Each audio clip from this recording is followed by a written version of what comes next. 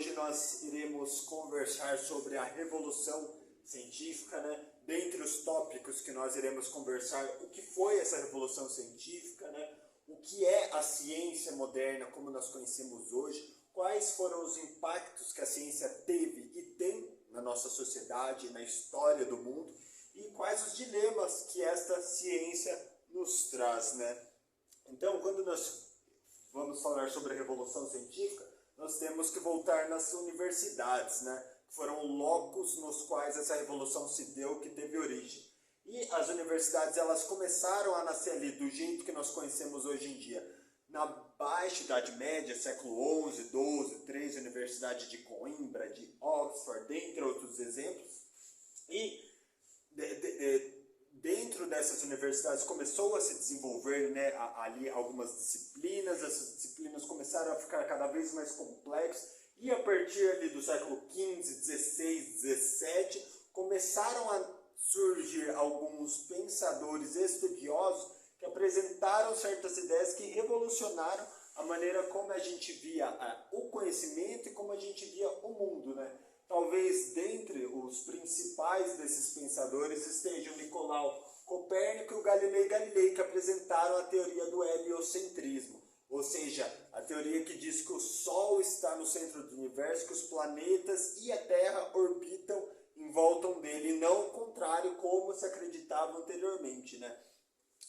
Daí em diante surgiram vários pensadores: Francis Bacon com o método científico, Isaac Newton, pai das leis da física, e talvez o principal disso tudo, nesse processo de mudança, foi que houve uma mudança de paradigma, né? Uma mudança na forma de enxergar o mundo. Essa é a principal característica da revolução científica, essa mudança de enxergar o mundo, que passou a deixar de enxergar o mundo de uma maneira divinizada, de uma maneira de explicar as coisas como se fosse fruto do divino, fruto da providência de Deus, e passou a enxergar o mundo como algo a ser explicado, algo a ser explicado por meio da matemática, da física, da astronomia, um mundo que passou a ser observado, que passou a ser explicado por meio da observação, da experimentação, por meio da explicação racional. Essa mudança de paradigma, essa mudança de chave na forma de enxergar o mundo, foi a principal característica desta revolução científica, né? Então o mundo, ele deixa de ser divinizado e passa a ser naturalizado e explicado. E talvez uma das frases que mais sintetizem o espírito dessa época seja essa do Francis Bacon: saber é poder. Alguém aqui pode dar alguma sugestão do que significa essa frase, do que o Bacon quis dizer com esta frase? Bom, basicamente, o Bacon, ele quis dizer que por meio do método científico, por meio da ciência e do conhecimento, é possível explicar o mundo e domá-lo. É possível explicar este mundo e controlá-lo de maneira a beneficiar os homens e a raça humana. É possível explicar este mundo e promover o desenvolvimento por meio da ciência, por meio desse método, por meio dessa explicação. E alguém aqui pode me responder se concorda com Bacon e se ele estava certo? Bom, basicamente, quando nós pensamos na história, na revolução industrial, nos avanços tecnológicos na sociedade, hoje em dia, é claro que o Bacon estava certo, né? Hoje a gente tem uma sociedade que é completamente atravessada pela tecnologia, pela ciência. Nós pegamos as nossas cidades, os prédios, os carros, a eletricidade, a nossa casa cheia de eletrodomésticos, celulares, alarmes.